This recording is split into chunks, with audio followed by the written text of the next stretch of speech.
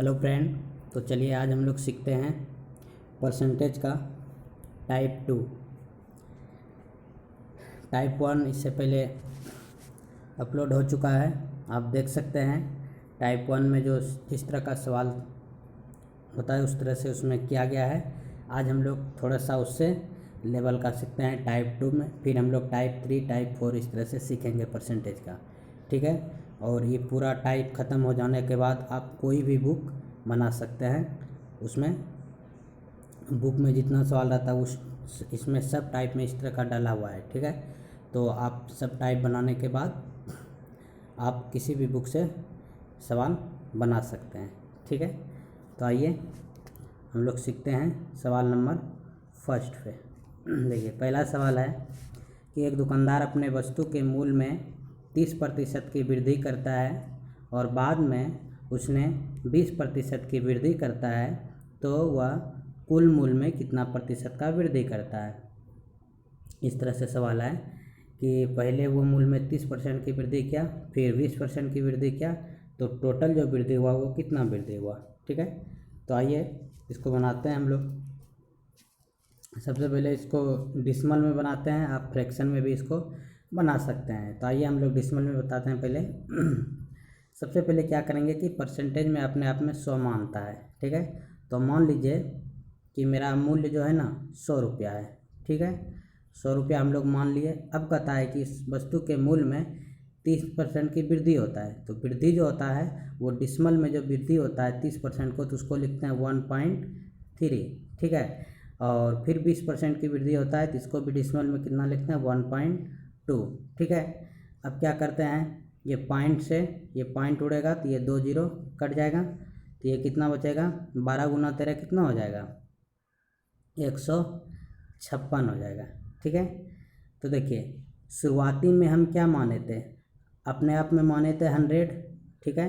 लेकिन यहाँ आया कितना 156, तो कुल कितना वृद्धि हुआ, तो बोलिएगा कि 100 माने थे लेकिन 156 वृद्धि, यानी कितना 56 जो है इसमें ये क्या होगा, इसमें वृद्धि हुआ है, ठीक है।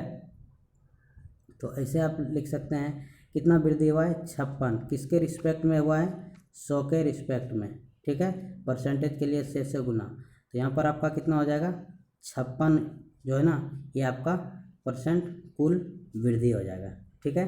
तो इस तरह से आप बना सकते हैं। हम क्या लिखें कि 100 था, 30% की वृद्धि 1.3, फिर 20% की वृद्धि 1.2, दशमलव गुणा 2 जीरो कटा, अब 12 गुना 13 156, तो कितना बढ़ा 56 बढ़ा 100 के रिस्पेक्ट में, परसेंटेज के लिए 100 से गुना करेंगे, आपका राइट आंसर हो जाएगा 56, ठीक है। चलिए नेक्स्ट सवाल पे बात करते हैं हम लोग। सवाल नंबर 2 है कि एक दुकानदार अपने मूल्य में 25% की वृद्धि करता है जिसके कारण उसके बिक्री में 20% की कमी आ जाती है, तो दुकानदार को कितना परसेंट लाभ या कितना परसेंट हानि हुआ, ठीक है। तो आइए इसको भी हम लोग बनाते हैं। तो हम लोग जानते हैं कि आय बराबर क्या होता है। आय बराबर हम जानते हैं कि मूल्य, आय बराबर जो होता है वो होता है मूल्य, ठीक है। ये मूल्य गुना क्या होता है बिक्री होता है, ठीक है। मूल्य गुना बिक्री होता है। आय बराबर क्या होता है मूल्य गुना बिक्री, ठीक है। एक मिनट हम लोग अब देखिए मान लेते हैं कि आय इसका 1 रहा होगा, ठीक है। तो मूल्य भी 1 रहा होगा और बिक्री भी कितना रहा होगा 1 रहा होगा। मान लेते हैं हम लोग सपोज करते हैं कि आय 1 रहा होगा तो मूल्य भी 1 रहा होगा, बिक्री भी 1 रहा होगा। लेकिन सवाल में क्या बोल रहा है कि एक दुकानदार अपने सामान के मूल्य में 25% का वृद्धि करता है। 25% का वृद्धि करता है किसमें मूल्य में, तो मूल्य में 25% की वृद्धि, तो हम 25% को क्या लिख सकते हैं 1.25 लिखते हैं कि नहीं लिखते हैं, ठीक है। उसके बाद फिर कहता है जिसके कारण उसकी बिक्री में 20% की कमी हो जाती है। तो 20% की कमी किसमें बिक्री में, तो बिक्री कितना है 20% की कमी, तो कमी को क्या लिखते हैं 0.8 लिखते हैं, ठीक है। अब आप देखते हैं क्या कि जब दोनों को गुना करेंगे तो आपका हो जाएगा कितना 1 2 यानी कि 1000 हो जाएगा इस तरह से, ठीक है। और ये क्या हो जाएगा 3 अंक के बाद दशमलव। तो आप देखें कि आय जो है मेरा 1 माने थे, ठीक है, और बिक्री और क्रय मूल्य यानी आय बराबर जो मूल्य गुना बिक्री आया वो भी कितना आया 1, क्योंकि 0.3 के बाद सर क्या हो गया दशमलव लगा दिए तो जीरो का कोई मान नहीं। तो अब यहाँ पर क्या देखें कि 1 आय था और मूल्य और बिक्री भी 1 आया, इसका मतलब क्या हुआ बराबर आ गया। इसका मतलब आप बोल सकते हैं कि ना तो प्रॉफिट हुआ और ना ही लॉस हुआ। इसका मतलब आप कह सकते हैं इस स्थिति में ना तो प्रॉफिट हुआ और ना ही क्या हो गया लॉस हुआ। तो इस तरह से आपका हो जाएगा आंसर कि ना तो प्रॉफिट ना तो लॉस। एक तो ये मेथड है, एक और आपको बता देते हैं रेशियो में। एक दुकानदार अपने मूल्य के में जो है ना 5% का वृद्धि करता है, 25% का वृद्धि करता है। 25% को वृद्धि को हम क्या लिख सकते हैं 1/4 लिखते हैं कि नहीं। 25 बटे अगर 100 करेंगे ये कितना होगा 1/4, यानी कि ये वृद्धि जो होता है ये 4 से 1 बढ़ा 5 यानी 4 से 5 वृद्धि होता है। फिर कहता है कि 20% की कमी करता है, तो 20% का कमी को कितना 1/5 लिख सकते हैं। तो कमी हो रहा है अबरी बार 1 का कमी हो रहा है, तो ये कितना हो गया 5 से 4 हो गया, ठीक है। ये भी हो गया 20 रेशियो 20। इसका मतलब क्या ना तो प्रॉफिट हुआ ना ही लॉस हुआ, ठीक है, बराबर हो गया।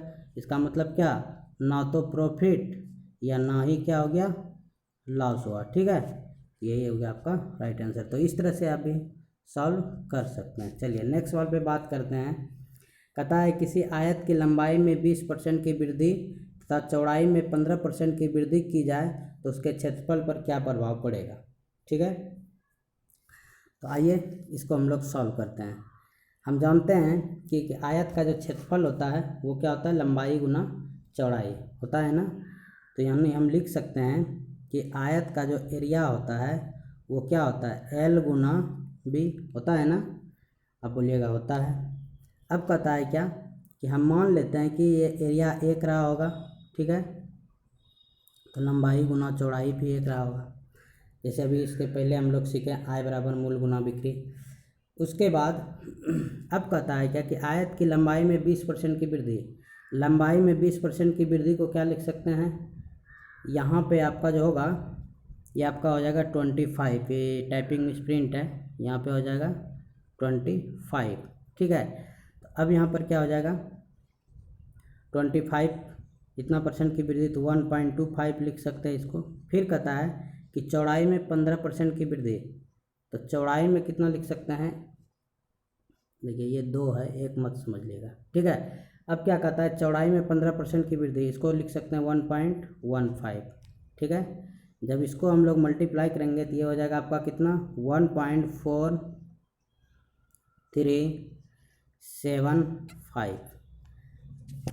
आप देख रहे हैं कि एरिया मेरा इतना था, ठीक है, और लंबाई चौड़ाई का इतना आया, तो कितना बढ़ा तो बोलिएगा 1 से कितना बढ़ा 0.4375 क्या हो गया बढ़ा। यानी ये बोल ही रहा था कि क्षेत्रफल पर क्या प्रभाव पड़ेगा, तो क्षेत्रफल पर क्या प्रभाव पड़ा, क्षेत्रफल तो एरिया इतना लिए थे, लंबाई गुना चौड़ाई को इतना जब मल्टीप्लाई किए तो ये इतना आया, यानी कितना बढ़त हुआ एरिया से ये कितना बढ़ा तो बोलिएगा ये बढ़ा 4375, ठीक है 75 बढ़ा। किसके रिस्पेक्ट में बढ़ा तो ये 1 के रिस्पेक्ट में बढ़ा, ठीक है, और गुना 100 तो ये हो जाएगा आपका 100, ठीक है। तो यहाँ से पॉइंट उड़ेगा तो कितना जीरो आएगा 4 अंक है, तो 1 2 3 4 अंक, इससे 2 0 2 0 कट जाएगा, तो 2 अंक के बाद दशमलव, यानी आपका जो हो जाएगा राइट आंसर वो 43.75 आपका राइट आंसर हो जाएगा, ठीक है। तो इतना प्रतिशत जो है ना ये बढ़ा, ठीक है। तो आशा करते हैं कि आप समझ गए होंगे। चलिए नेक्स्ट सवाल पे हम लोग बात करते हैं। कहता है कि यदि किसी वृत्त की त्रिज्या में 20% की वृद्धि की जाए तो उसके क्षेत्रफल में कितना वृद्धि होगा, ठीक है। यानी कि ये बोल रहा है यदि किसी वृत्त की त्रिज्या में 20% की वृद्धि की जाए तो उसके क्षेत्रफल पर क्या प्रभाव पड़ेगा। तो एक तो इसका सिंपल मेथड है कि ये वाला फार्मूला आप जानते होंगे कि a plus B plus A B, ऐसे कंडीशन में जो लगता है ए बी बटे 100, एक तो इस पे बन जाएगा ये, यानी कि 20, यानी कि क्योंकि वृत्त की त्रिज्या, तो अभी बताते हैं कि 20 क्यों लिखते हैं। ये 20 और प्लस ये 20 का 400 बटे 100, तो ये तो 0 0 कट जाएगा, 20 40 और 4 44% आपका ये राइट आंसर हो जाएगा। एक तो ये मेथड है, लेकिन ये कैसे आता है, आइए। कहता है यदि किसी वृत्त की त्रिज्या में 20% की वृद्धि होता है, तो हम जानते हैं वृत्त की त्रिज्या में इतना होता है तो उसके क्षेत्रफल पर क्या प्रभाव पड़ेगा। तो वृत्त का जो क्षेत्रफल होता है वो क्या होता है, तो बोलिएगा कि पाई आर स्क्वायर होता है। अब पाई जो होता है ये क्या होता है, ये कांस्टेंट होता है। क्या होता है, ये जो है ना ये कांस्टेंट होता है, ये कांस्टेंट टर्म होता है। तो इसको हमको कुछ नहीं करना, इसको काट देना है, हमको आर से मतलब है। और आर क्या है, आर स्क्वायर है, ठीक है। तो 20% की क्या होती है, वृद्धि होती है। तो हम लिख सकते हैं कि ये वृत्त की त्रिज्या बराबर क्या, यानी कि वृत्त की एरिया बराबर ए।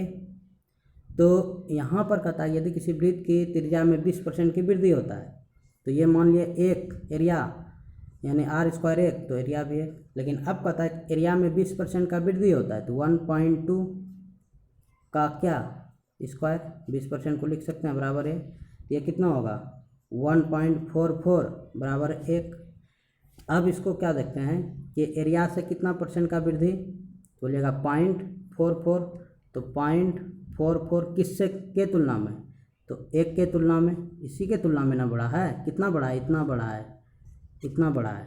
तो एक मल्टीप्लाई कितना, पॉइंट उड़ेगा तो 2 0, और परसेंटेज के लिए 2 0, ये कट जाएगा। तो यहाँ से भी आप निकाल सकते हैं 44%, ठीक है। तो आप ई मेथड से भी निकाल सकते हैं, ये है कॉन्सेप्ट आप सीखने के लिए। और बाकी अगर एग्जाम में सवाल आता है तो आप वही निकाल दीजिएगा जो फर्स्ट बार हम बताएं, a plus B plus A B बटे 100, ठीक है। तो इस तरह से आप निकाल सकते हैं। चलिए नेक्स्ट सवाल पे बात करते हैं। यदि किसी गोलक की त्रिज्या में 10% की वृद्धि की जाए तो उसके आयतन पर क्या प्रभाव पड़ेगा, ठीक है, यही सवाल है। आइए तो आइए इसको हम लोग सीखते हैं। तो गोले की त्रिज्या में 10% की वृद्धि की जाए तो उसके आयतन पर क्या प्रभाव पड़ेगा। हम जानते हैं कि गोले का आयतन क्या होता है, 4/3 पाई आर क्यूब होता है ना। और हम बताए हैं कि ये पाई के साथ जो ये रहता है ये क्या होता है, कांस्टेंट होता है। इसका हम कुछ नहीं करेंगे, हमको जो काम करना है वो आर पे करना है, क्योंकि हमको आर दिया हुआ है, ठीक है, आर दिया हुआ है। तो हम मान लेते हैं कि गोले का आयतन इतना, ठीक है, होता है, ये होता है वॉल्यूम। तो इसको अगर 1 मान लेते हैं तो इसको भी 1 मानते हैं, ठीक है। तो अब यहाँ पर कहता है कि त्रिज्या में कितना परसेंट की वृद्धि होता है, 10% की। तो यहाँ पर लिख सकते हैं कि 10% की वृद्धि को क्या लिखते हैं, 0.11 लिखते हैं। अगर आपका बेसिक मजबूत होगा तो आप समझ पाएंगे कि ये 1.11 कैसे लिखता है, ठीक है। तो आइए इसको हम लोग क्या कर सकते हैं, इसका क्यूब करेंगे, क्योंकि ये बोल रहा है क्या, गोले की त्रिज्या में, तो आर क्यूब, तो 3 बार और बराबर 1। अब देखें 11 का क्यूब कितना होता है, तो आप बोलिएगा ये होता है 1331 कितना होता है, आइए यहाँ पे करते हैं, ये हो जाता है कितना, 1331 होता है। लेकिन यहाँ पर क्या है कि 3 बार होगा तो 3 अंक के बाद क्या होगा, दशमलव होगा, ठीक है। और इसके बराबर यहाँ पर क्या वॉल्यूम देखेंगे तो 1। अब आपको देखना क्या है, कितना ये बढ़ा, ये 1 था लेकिन ये कितना बढ़ा, तो 0.1 यानी 1.331, यानी इसकी बढ़त कितना हुआ, तो ये बढ़ा 0.331। किसके रिस्पेक्ट में बढ़ा, 1 के रिस्पेक्ट में। अब परसेंटेज के लिए 100 से मल्टीप्लाई, तो यहाँ से पॉइंट उड़ेगा तो क्या होगा, यहाँ से पॉइंट उड़ेगा तो यहाँ 3 0 आएगा, और 2 0 ख़त्म हो जाएगा तो 1 0 बचेगा। तो इसका मतलब यहाँ पर क्या हो जाएगा, तब यहाँ पर जो हो जाएगा आपका इस तरह से 3 0.1 हो जाएगा, क्योंकि एक अंक के बाद दशमलव आ जाएगा यहाँ पे, ठीक है, क्योंकि एक जीरो है। तो ये इतना परसेंटेज जो है ना, ये आपका क्या होगा, प्रॉफिट हो जाएगा, यानी कि आपका आंसर हो जाएगा। गोले का आयतन में जो प्रभाव पड़ेगा ये इतना हो जाएगा, ठीक है। एक तो इस तरह से आप बना सकते हैं, और एक और मेथड है जो इससे पहले बताए थे, आइए उसको भी हम लोग बताते हैं। जैसे 10% वृद्धि को हम लोग क्या लिख सकते हैं, बोलिएगा 10 से 11। अब गोले का आयतन, ठीक है, तो का क्यूब के फॉर्म में होता है, तो 3 बार करना होगा इसको, तो फिर 10 से 11, 10 से 11, ये रेशियो में है, ठीक है। अब इसका क्या हो जाएगा, ये बोलिएगा 1000 हो जाएगा, और ये 1331 हो जाएगा। देखिए कितना बढ़ा, तो बोलिएगा ये बढ़ा कितना, 331, किसके रेस्पेक्ट में, बोलिएगा 1000 के रेस्पेक्ट में। परसेंटेज के लिए 100 से गुना, 2 जीरो कट गया, एक से यहाँ पर एक अंक के बाद पॉइंट, 33.1%, ये आपका राइट आंसर हो जाएगा, ठीक है। तो इस तरह से आप बना सकते हैं, वो कॉन्सेप्ट है, और एग्ज़ाम में इस तरह से आपको बनाना है, ठीक है। आइए नेक्स्ट सवाल पे बात करते हैं। कहते यदि बेलन की त्रिज्या में 20% की वृद्धि तथा उसके आयतन में 10% की, सॉरी, उसकी ऊंचाई में 10% की कमी की जाए तो उसके आयतन पर क्या प्रभाव पड़ेगा, ठीक है। तो आइए हम लोग पहले कॉन्सेप्ट सीखते हैं इसका। हम लोग जानते हैं कि बेलन का आयतन क्या होता है, आप बोलिएगा पाई आर स्क्वायर एच। अब बोलिएगा पाई तो कांस्टेंट है, बिल्कुल कांस्टेंट है, ये क्या हो जाता है, इसका आयतन यानी वॉल्यूम होता है। अब यहाँ पर देखते हैं कि त्रिज्या में कितना परसेंट की वृद्धि, 20%। हम मान लेते हैं एक त्रिज्या रहा होगा, एक ऊंचाई रहा होगा, तो एक वॉल्यूम रहा होगा, इतना तो हम जान रहे हैं शुरू से। अब क्या देखते हैं कि इसकी बेलन की त्रिज्या में 20% की वृद्धि हो रहा है, तो त्रिज्या में 20% की वृद्धि, तो 1.2 का क्या स्क्वायर, ऊंचाई में 10% की कमी, तो 0.9 वॉल्यूम, तो एक मान है। अभी दोनों को जब गुना करेंगे तो ये हो जाएगा क्या, 1.44 गुना बराबर 44 से, यानी कि आपका हो जाएगा 1.44 गुना 9, ठीक है, यानी 0.9 हो जाएगा, 0.9, ठीक है, 0.9 हो जाएगा। जब इसको गुना करेंगे तो ये हो जाएगा आपका 1.296, ठीक है।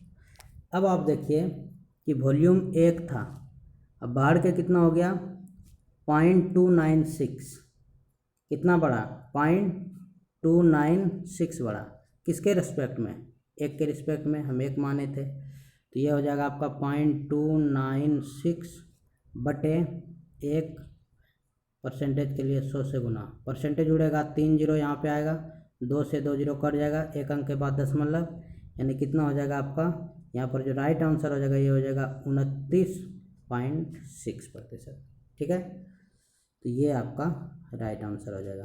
तो इस तरह से आप बना सकते हैं कि बेलन की त्रिज्या में 20% की वृद्धि, फिर ऊंचाई में 10% की कमी, तो आयतन पर क्या प्रभाव पड़ेगा, ठीक है। तो चलिए आशा करते हैं कि आप समझ गए होंगे। चलते हैं हम लोग नेक्स्ट सवाल पे।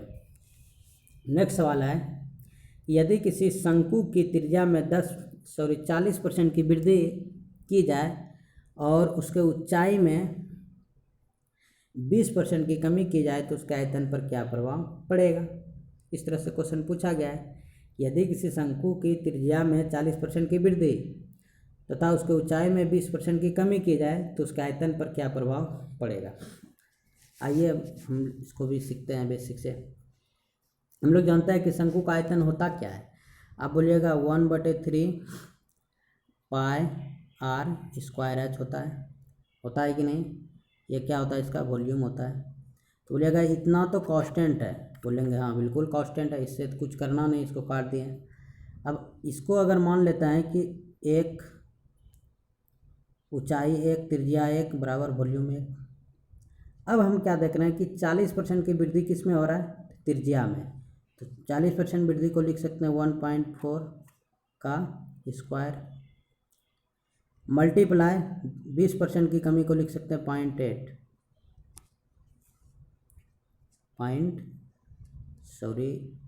इस तरह से